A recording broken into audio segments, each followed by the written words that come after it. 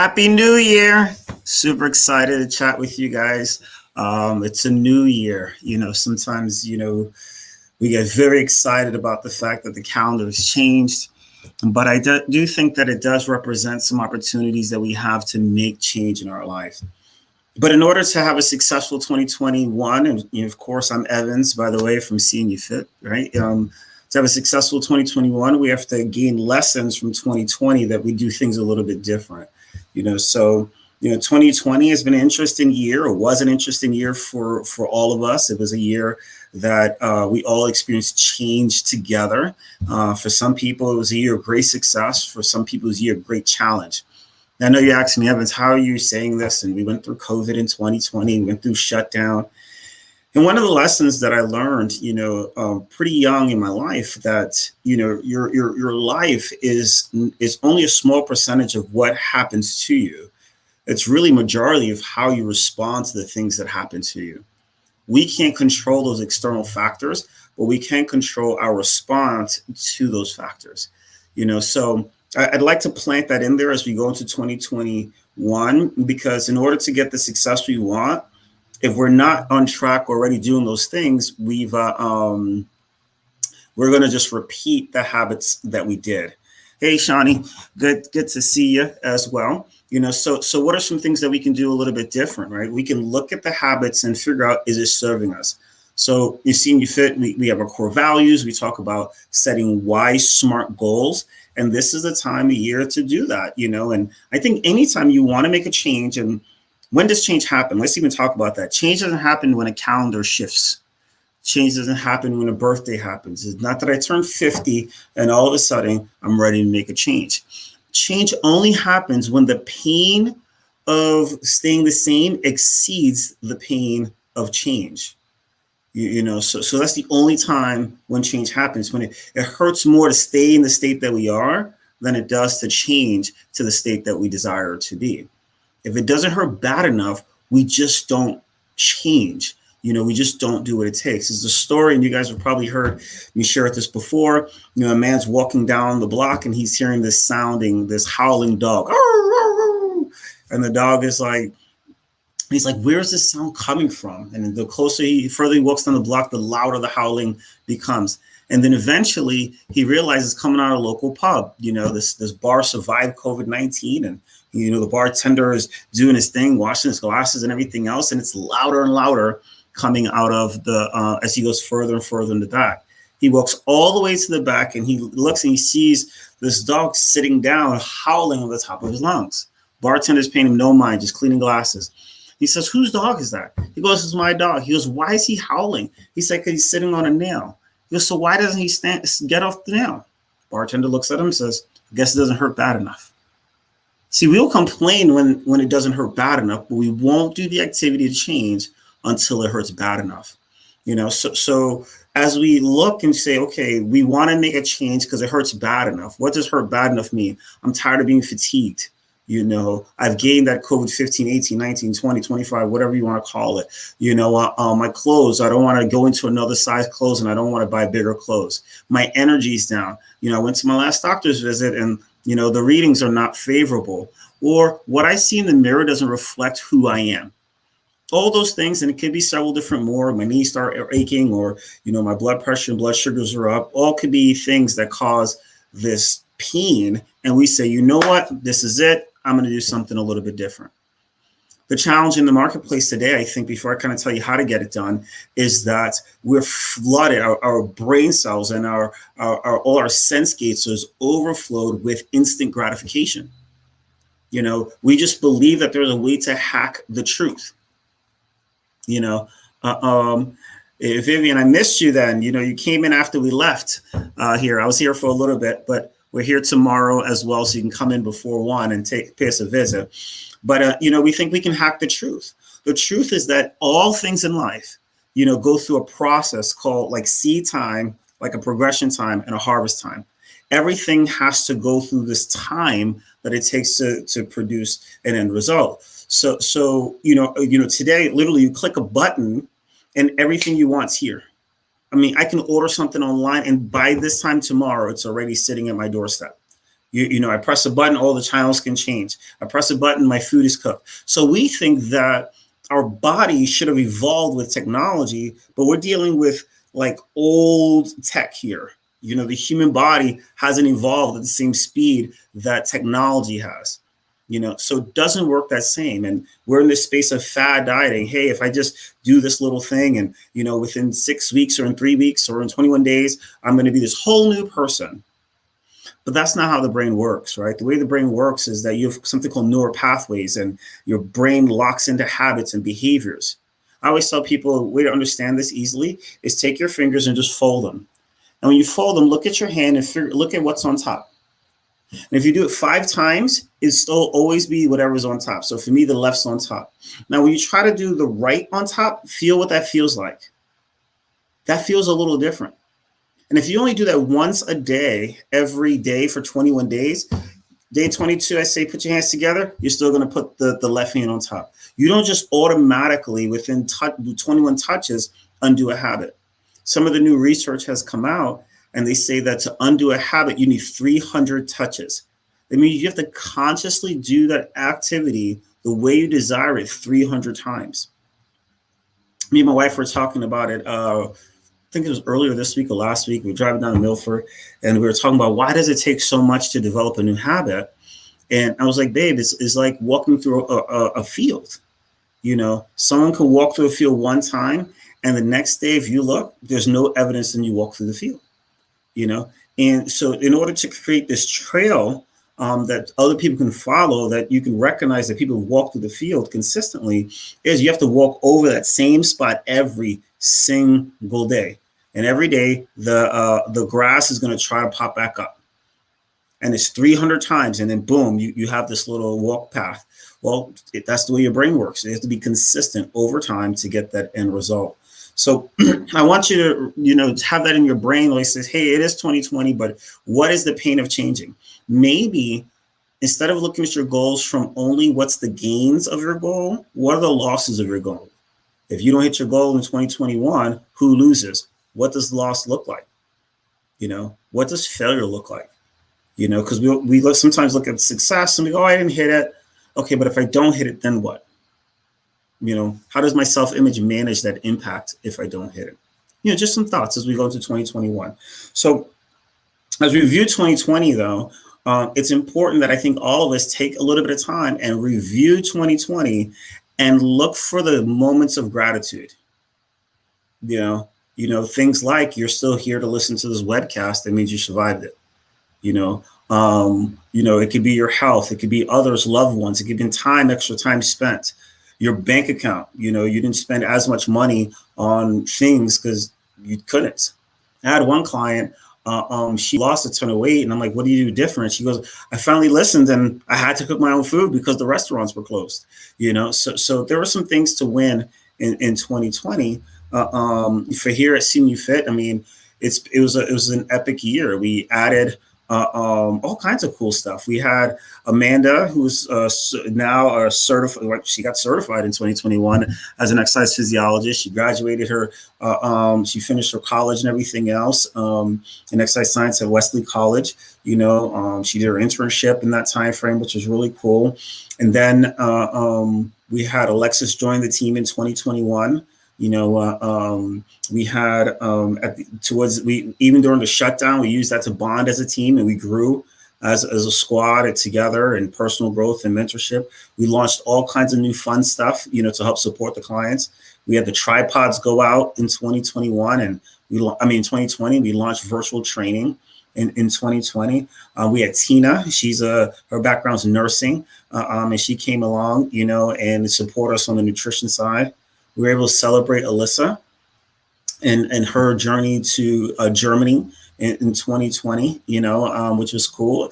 And because of COVID, we figured out a way in which we could keep her with the crew. So she's still an office manager, still running up things from that realm, and now also doing nutrition coaching.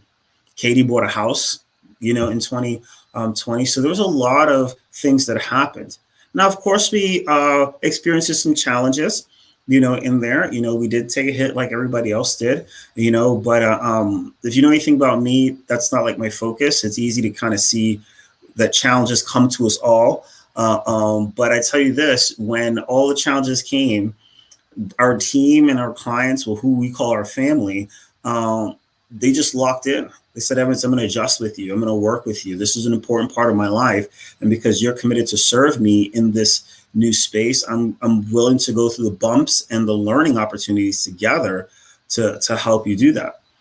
So that was a huge blessing to experience that in 2020. So a lot of great, experiences to be able to come out from that. As we look in 2021 and Senior Fit, I'll just kind of give you guys an update on Q1. So Q1, Tina is officially nutrition certified. So she got her nutrition certification. She's coaching people on the nutrition space. As Senior Fit, though, you also have to get your Senior Fit certification. Now, the Senior Fit certification is not about your ability to execute the service offering. It's about the ability to deliver the flavor.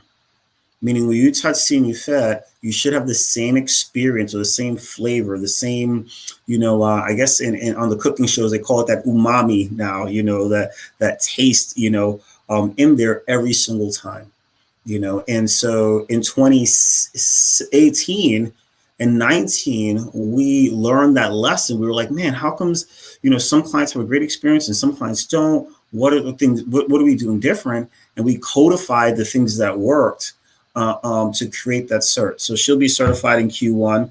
We have a client care specialist program that's coming in. We launched our warm-up. So now clients get an extra 15 to 20 minutes in their programming, no additional cost to that.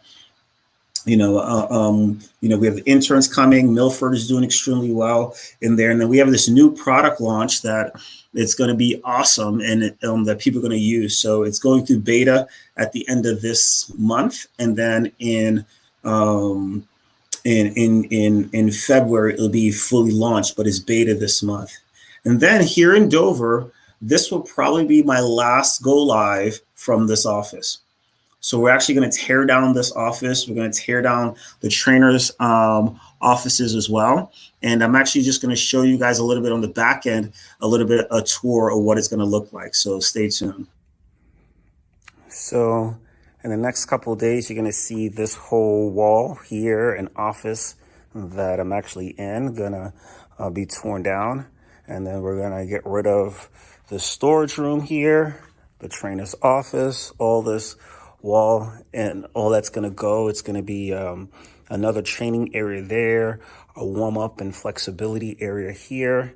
And then on this side here, you're going to see that these are up because this will be the new trainer's office. So their office is going to increase by probably about 30-40%, and then a bigger storage area. But you'll see in a couple of days that all this is going to be, all that's going to be training space over there. It's going to be really, really beautiful. Cool deal. So those are some of the little structural changes, more pictures and videos to come as it's laid out for those who are like, I don't get it. What is it going to look like? Basically, we understood that we have to support people. In order for people to be successful, they need accountability in our, what we're doing. They need to be held accountable. They need the support system and they need the knowledge, and a part of delivering that support system is realizing that there's a comfort level, that people need. They need to be able to have someone like train them and execute, what we do in personalized fitness coaching and personal training. But they also need the space. We're in a time frame where, the vaccine just launched a couple of weeks ago. We have that anti-vacciner. We're Americans. We just pick two sides and we just play ball that way. But that doesn't have anything to do with us. We want to ensure that people feel the maximum comfortability when they're in our facility. So we're going to just create a space where it's almost two mirroring facilities on each side. So you may come in and train on one side or train on the other if people are training on the other side. So it's going to create a lot of space. It's just like anytime you plan anything in construction, it costs a little bit more than you expected it to cost.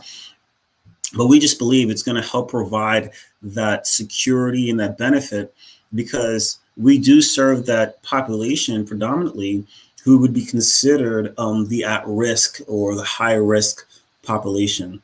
We're not like those large group fitness classes that can just throw bodies in and get you sweating and feel good. We have to have a higher level of expertise and care to do that. And a part of that is ensuring that the spacing is available to give you what you need to feel confident so you can commit to the lifestyle that you want to create. So those are some of the pieces as far as the changes in there. Let's wrap up this conversation here a little bit with this, how do you set your goals? First, you start looking at the end of 2020. If you did it right, what would it look like? If we're talking about the health and fitness space, what does success look like to you? And it should be more than just a number on the scale. Who are you? See, until I change, I remember I heard someone say one time, he was telling somebody that they needed to do a particular activity. And they said, well, I'm just not that type of person. And I've had people say that to me, Evans, I'm not that type of person.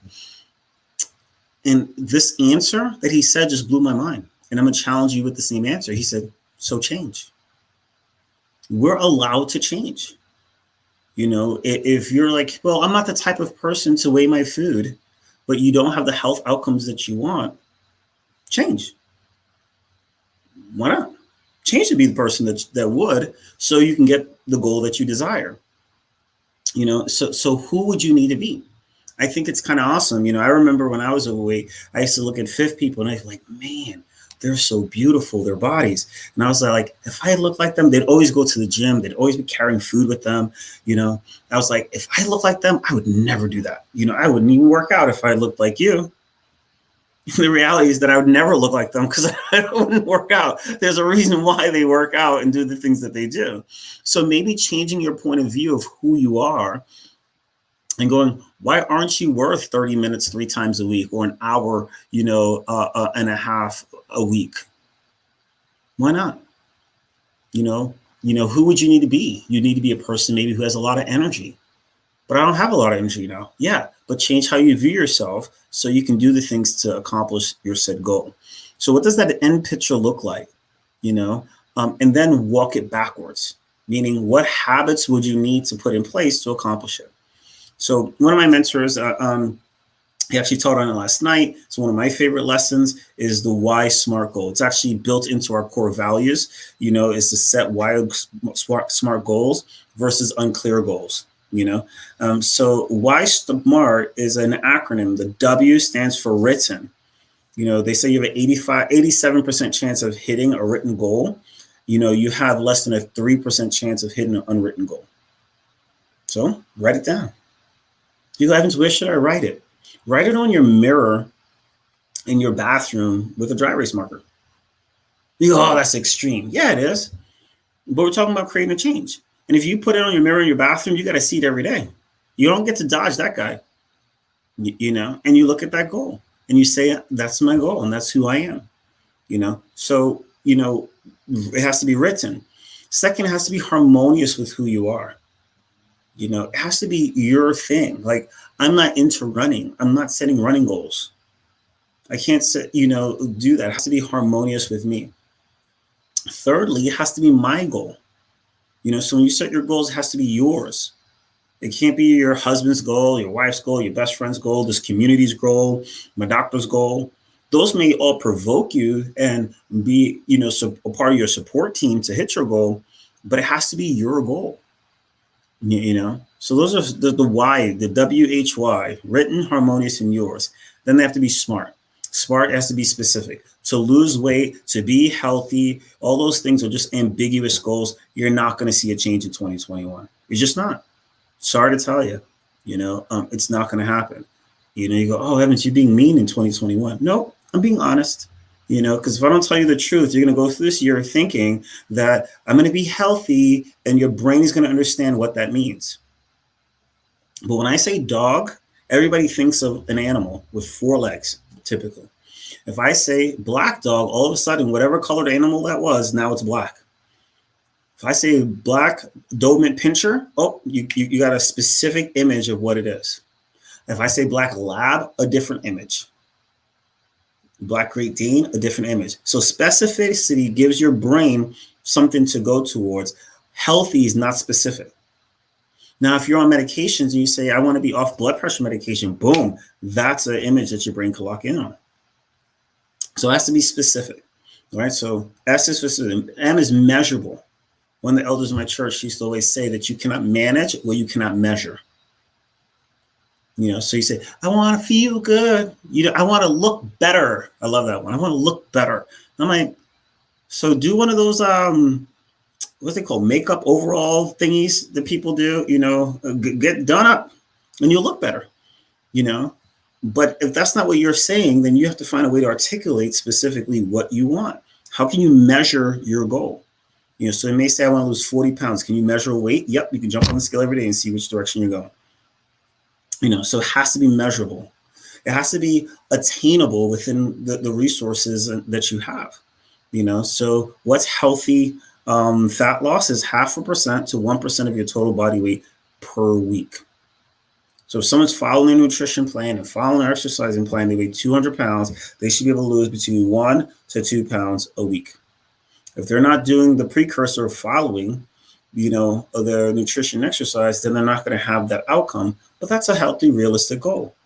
So someone who has 100 or 40 pounds of fat to lose, it's very realistic that if they change their habits in the year of 2020, they can do that. Very realistic, and it's very attainable, I should say, excuse me. But, unless you're one of those crazy people, you're not going to tomorrow just run a marathon and be able to finish it. The R goes to realistic or relevant to who you are, or realistically high. I like the realistically high one because I want to set a goal that's going to stretch me a little bit. It's easy to set a goal that's not going to stretch you. Now, there is a season and a time in your journey where it's important to set low goals. It's important to set low markers of things maybe on a day-to-day basis to accomplish, to build that momentum. But when you're thinking about the end of the year, it shouldn't be low.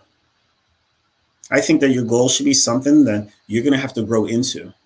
See, the person you are right now cannot hit the goal that you desire. To get the goals you desire, you must change who you are. So what happens is we actually grow into our goals. I love when I talk to somebody, and I haven't spoken to them in 15 years or in 10 years. I'm a totally different person. Why? Because I've grown into the goals I set for myself. The way I look at my marriage, the way I look at my finances, the way I look at my children, the way I look at other people, the way I look at those who I lead and those who I follow. All those things would have to change for me to grow into my goal. So you want to create a stretch goal of something that's realistically high. So that's your R, and then your T, you got to track it. So what's the systematic way in which you're going to track it? Daily, weekly, monthly, quarterly, yearly, whatever you're going to do. But you have to set these trackable things in there. And the tracking piece has to be tight enough that you can make a pivot and still impact your goal. Understand, if two planes leave LaGuardia in New York and they start going south, a 1 degree difference determines if you end up in Florida or in Texas. So it's a minor change that it takes to create a massive outcome. And what I've been telling people a lot lately is that what I'm seeing is that people are overestimating the day-to-day and they're underestimating the 6 and 12 month. So they're like, I've been working real hard for a week. I don't see a difference. It's a week. Try that in college. I took this college class. I've come all week. I don't have a bachelor's yet. You wouldn't even say that because it's preposterous. So why do you do that to the most important thing? Because without your health, you don't have your life. So you're not going to see a change in a week. Maybe you are a little bit here and there, but it's not going to be enough. A month is not enough. So don't forfeit your long term by being anxious on your short term. Just commit to the journey that you're going to be and who you're going to become. Success is not what we accomplish, but who we become along the way. Who are you becoming along the way? So that's your smart, goal setting. And as you go into this year, I think this could be a banner year for you. I know for us, it's going to be challenges are going to come like every year. Challenges come, and we're going to overcome like every year we overcome. We don't overcome in our own strength. We do that through our faith, and we lock in unified, and we think the best and we talk the best. And we understand that I can't control what happens in the White House, but I can control what happens in my house. I can't control which life matters, but I can control the life that I'm living and making it matter. So there's a lot of things out there that can like pull your attention away, but fix your heart and your mind on what you want to accomplish this year and get it. So I want to let you know, we love you guys here at Senior Fit. We're excited to impact more lives this year, than ever before. That's our goal. We're positioning ourselves from our team layout to the facility pieces to accomplish that goals. And when you choose to make and set a goal, there's going to be some tough decisions. And those are some tough decisions that we just have come to peace with ourselves that I'm going to have to make over the next little bit. We're excited because we're taking it to the next level. We have the best team we've ever had. This is going to be the best year, and we're excited to win at the highest level. Love you guys, and talk to you in a bit.